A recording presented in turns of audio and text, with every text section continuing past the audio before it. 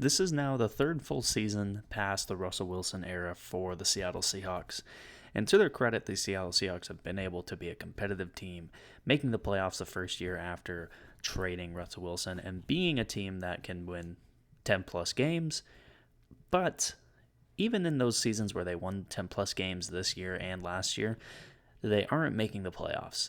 And as great of a year statistically, I guess, that Geno Smith has had each of the last 3 years in terms of passing yards and getting guys like JSN and DK Metcalf involved, and to JSN's credit, becoming a top 15 to 20 receiver in just his second year of his career.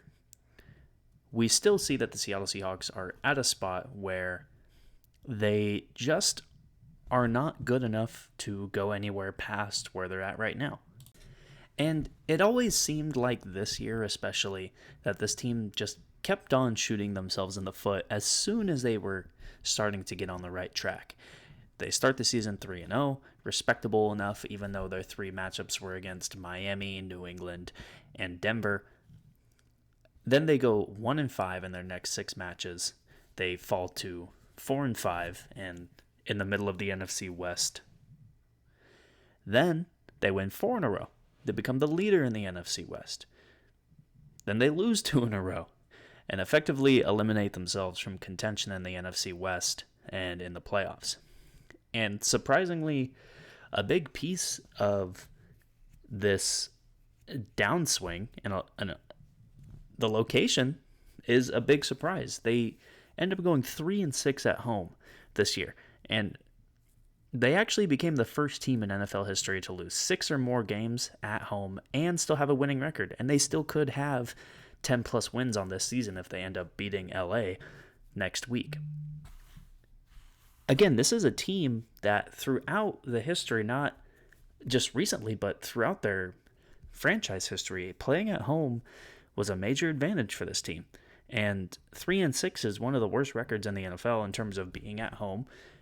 Conversely, their record on the road, 6-1, it's a percentage that's really only rivaled by the Chiefs, the Lions, and the Minnesota Vikings. 3 teams that are going to be playing for, hopefully, to get to the Super Bowl this year.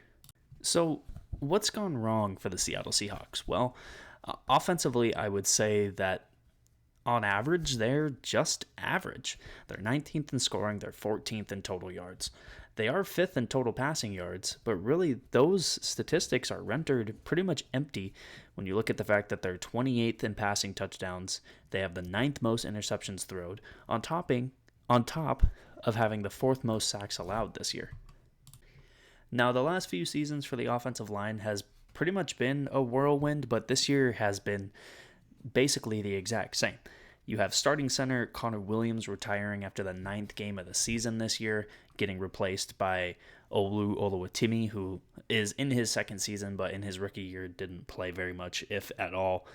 You have right tackle Abraham Lucas, who's one of the more talented pieces of this offensive line, didn't play until the middle of November. And their right guard is Satoa Lamea, who has been starting since week 13, but he did not log a single snap between weeks 1 through 12.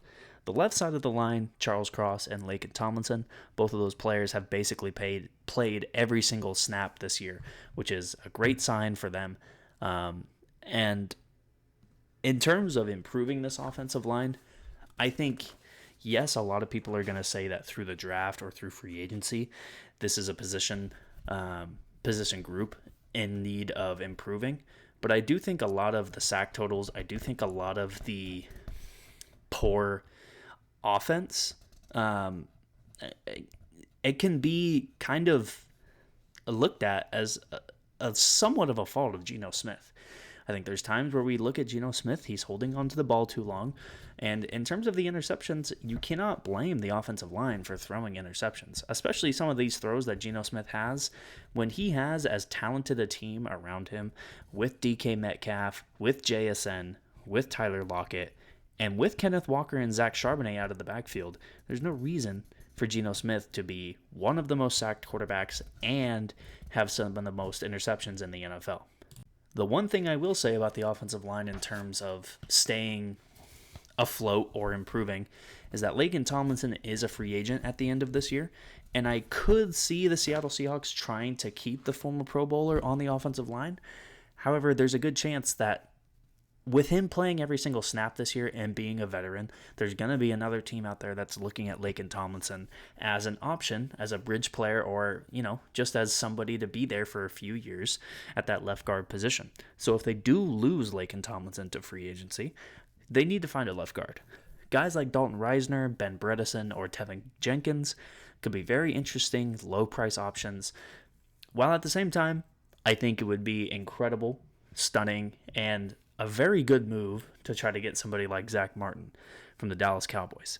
I think he's not going to garner as much money due to his age and his injury history the previous few seasons, but he could be a veteran for this team who has, between Oluwatimi, Lamea, Cross, and Lucas, 4 guys who have collectively played less than 50 games in their NFL career.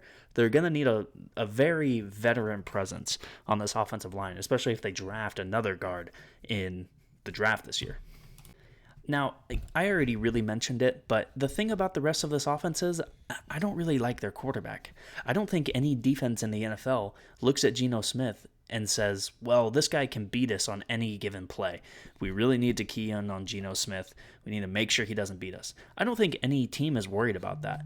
And I think this is why guys like Kenneth Walker and Zach Charbonnet have yet to really pop off for this offense. And it makes the offensive line look even worse because defenses are able to just key in on the running game. They don't really care if Geno Smith goes back to pass 40 to 50 times a game. They don't care. That's not what they're worried about. They want him to do that. Even with 2 talented receivers like DK Metcalf and like Jackson Smith and Jigba, there's no reason for them to key in on Geno Smith. And even with that being said, Geno Smith is still the 4th most sacked quarterback in the NFL. He's thrown the 3rd most interceptions in the NFL. And he just doesn't seem like the guy. But the problem is they can't really replace him this year. This year's free agency class for quarterback is possibly highlighted by Sam Darnold, but I see a very good chance that he goes back to Minnesota. And it's, Zach Wilson is available. Like that's probably the best quarterback available in this year's free agency class. And the Seahawks are picking somewhere between 14 and 18 this year. And I don't see them being able to put together a better package than either Tennessee or Cleveland or either of the New York teams to try to move up for a top 3 draft pick and get one of those quarterbacks. But that doesn't stop them from getting a quarterback next year. Obviously highlighted in the draft next year is going to be who is going to get Arch Manning from Texas at quarterback. But there's other guys like Drew Aller, like Garrett Nussmeier, that could be options for the Seattle Seahawks, plus the 2 or 3 guys that we don't really even know of yet that could elevate their draft stock to being a possible first-round selection. And possibly a quarterback that could want traded at the end of next year, a quarterback that's going to hit free agency next year. We just don't know who's going to be fully available at the Seahawks' disposal. But, we know Arch Manning is going to be in the draft next year. And we know, based on what he did for Texas this year, in the few games where Quinn Ewers was down, and in the few games where Arch Manning just got some mop-up duty time, he played very well. He played extremely well, both with his mobility and his ability in the pocket as a passer. He was one of the best quarterbacks in the nation when he was actually playing. Now, if the Seahawks are able to get Arch Manning in 2026, that doesn't really solve the issue of their draft pick in 2025. And I think one of the best ways to make a rookie quarterback have an easy time is to get a good tight end, to have 2 good receivers, and to have 2 good running backs. The Seahawks have all of that. And I wouldn't say that their tight end position is set, though. Even with Noah Fant and A.J. Barner, who are 2 solid players, I think you could go a level above. And I think between either Tyler Warren or Colston Loveland this year in the NFL draft, that needs to be one of the selections for, or one of those 2 needs to be the selection for Seattle. Tyler Warren just had an incredible game for Penn State against Boise State in the college football playoff, and this entire season, he's had an incredible season. So,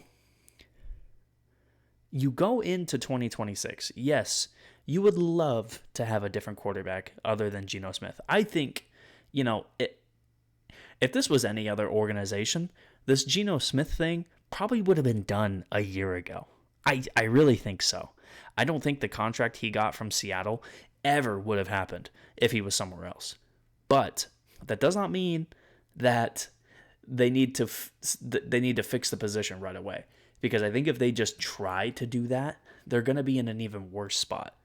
I would just straight up say, you know what? Maybe we cut Geno Smith. Or maybe if someone's stupid enough to trade for him, we do that. And we give Sam Howell the reins. Because we saw with Sam Howell, when he played against Green Bay, he wasn't much better either. I'm not going to focus as much on the defense because I think really what needs fixed for this team defensively is the run defense. And I could see guys like Osa Odigizua, Sebastian Joseph Day, or Foley Fotakasi being options to kind of come in and be some bridge players. Except in Osa Odighizua's case, I think this year he has been one of the best free agents, or he's had one of the best seasons going into free agency out of any of the other guys in the NFL. So I would think that if the Seahawks got Odighizuwa, that'd be incredible. You pair him up with Leonard Williams, Byron Murphy, Nwosu, Mafe, everybody else on that defensive line and with the edge rushers. That's an incredible addition. The secondary is already pretty good. I know Tariq Woolen has had a tough year this year. He's still very talented. Devin Witherspoon has proved to be very talented. They've gotten great value out of guys like Jackson Jobe, Julian Love, Kobe Bryant. They got great value in their secondary. I would focus up front more than anything. Here's the only problem with every single thing I've said so far in terms of adding or changing things in free agency. The Seattle Seahawks are way over the cap. Even if the salary cap next year goes to the maximum, which is $273.3 million, the Seattle Seahawks are over that. Just between Geno Smith, DK Metcalf, Tyler Lockett, Leonard Williams, Draymond Jones, and Uchenna Nwosu, 6 players.